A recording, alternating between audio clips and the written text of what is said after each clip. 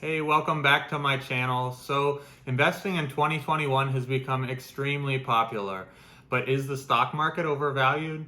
Let's see what the one and only Warren Buffett has to say about that. Investors behave in very human ways, which is they get very excited during bull markets and they look in the rearview mirror and they say, I made money last year, I'm going to make more money this year, so this time I'll borrow, or the neighbor says, I wasn't in last year when that neighbor was dumber than I made a lot of money, so I'm going to go in this year. So they're always looking in the rearview mirror. And when they look in the rearview mirror and they see a lot of money having been made in the last few years, they plow in and they just push and push and push on prices. And when they look in the rearview mirror and they see no money having been made, they just say this is a lousy place to be. So they don't care what's going on in the underlying business. And it's astounding. So we are definitely in a bull market right now. The S&P 500 is at an all-time high. Speculation on Wall Street, as well as an increase in investing through margin, has contributed to the S&P 500 on a long bull run. Now, the most common metric to evaluate stocks is the PE ratio, or the price to earnings ratio. So how they calculate this measure is they take the price of the stock and they divide that by the trailing 12 months earnings, and that gives you a number. So currently the S&P 500, if you take all of the stocks that are in the S&P 500, the top 500 companies, and you find the price earnings ratio on those, it's currently at 32. Now, historically, the S&P 500 is ran around 16, and more recent history, it's tended to be over 20. But you can definitely see that the number is elevated. However, it is slightly coming down. This estimation is generally used for evaluating a company or an index in a stable market condition, looking at the past year's earnings. It is not a good measure in a fluctuating market or a change in business cycle. So in the current environment that we are in right now, and with the COVID pandemic, unfortunately, I would caution against using this metric. Another metric that can be used is called the Shiller PE, or the PE10. So this is a similar metric, but it tries to take out some of the problems with the PE ratio in those fluctuating markets. So how they calculate this metric is they take the price of the stock and they divide it by the earnings on average for the past 10 years, and they adjust that for inflation. Now, the current Shiller PE ratio is at 39.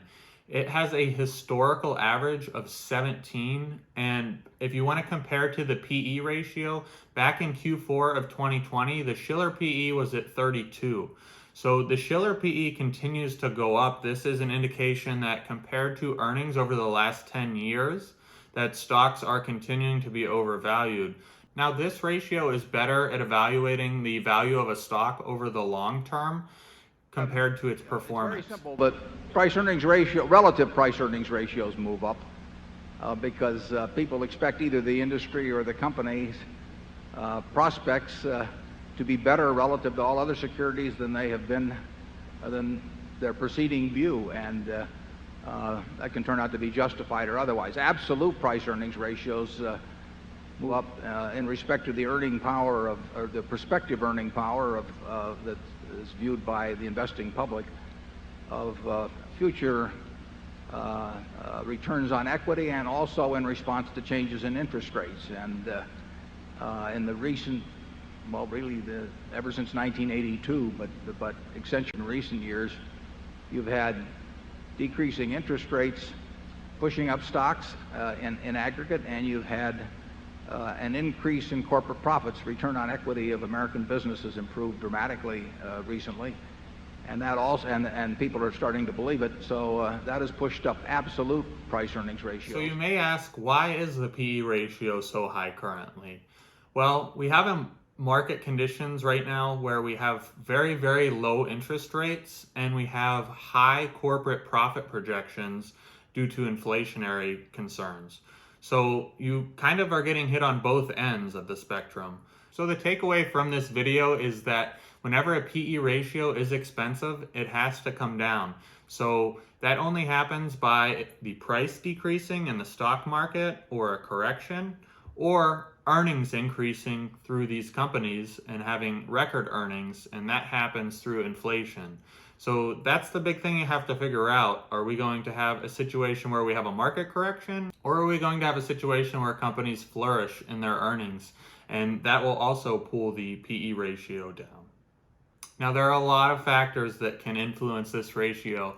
So first is interest rates. So if the Fed raises interest rates, you will see companies' profits decrease. Now, the price for the stocks will follow that, and they will also decrease to help that ratio come back down over a period of time. Also, public policy. So if they pass a new spending bill or different things are introduced to slow the spread of the virus, there's a lot of things that could take place that could really, really affect markets, and it's anybody's guess.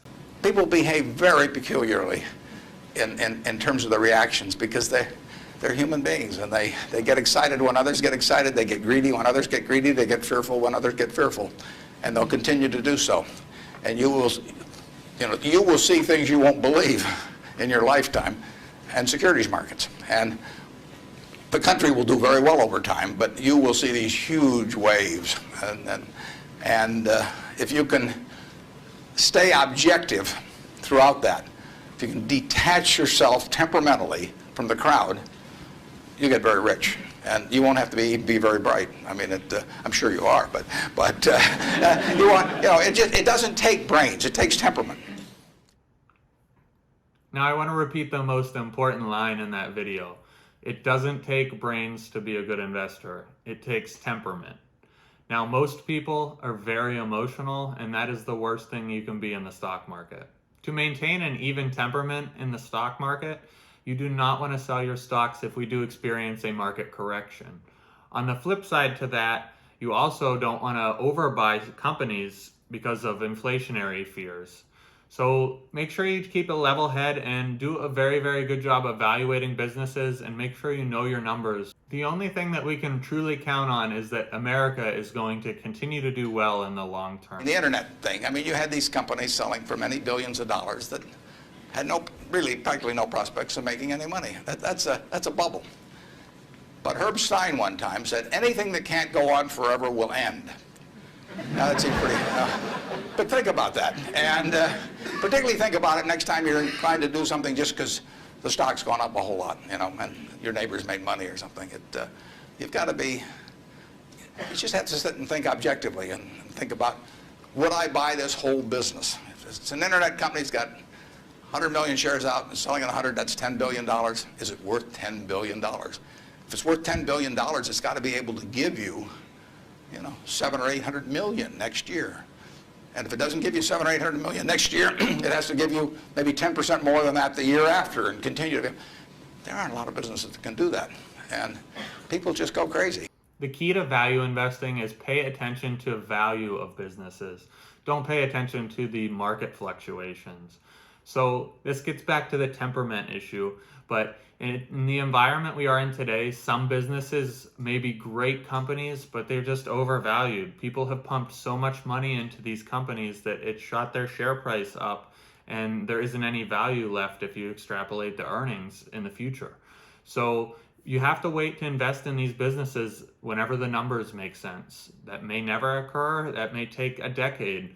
It's hard to say depending on what company that you are looking at, but don't make a bad investment because you want to follow what your neighbor said or what your friend said, or you're following what somebody else is doing. Make sure the numbers make sense to you. Nobody knows what the stock market's going to do from day to day or from year to year. It can take over a decade for the stock market to come back up to the levels that had been in the past. Now, we don't know if it's going to drop tomorrow. We don't know if it's going to continue to spike for another decade. But there are a few key simple principles that you can follow to shield yourself from some of this risk. So make sure you're investing with the appropriate time horizon in mind. So if you're in your 20s and you're saving for retirement, you have a long time ahead of you. None of these price valuations matter as long as you don't sell. If you're closer to retirement, you may want to have some money that's in safer investments rather than having it all in the stock market whenever things are at an all-time high. So you have to really balance where you're at in your own life and how much risk you're willing to tolerate. The market's going to correct eventually. We just don't know when. It's a cyclical cycle, so you're going to have highs and you're going to have lows. You just can't invest based on emotion. Charlie, you got anything? Yes, I think he also asked, how do you forecast these improvements in price earnings ratios? That's your part of the question.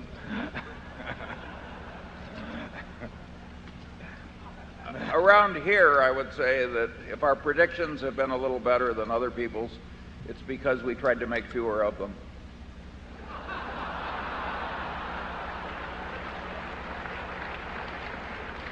Like we've talked about in previous videos, don't try to time the market.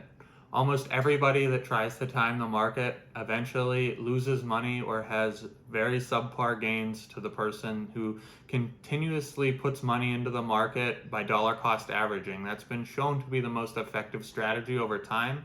And whether you use index funds or you wait to find a business that has the right numbers for you and you want to invest a lot of your money into that business, depending on how you want to do it, you have to wait for the numbers and the timing to make sense before you pull the trigger on it. Hopefully you learned something today. All of these are my own opinion, and I do not personally know what the stock market's going to do.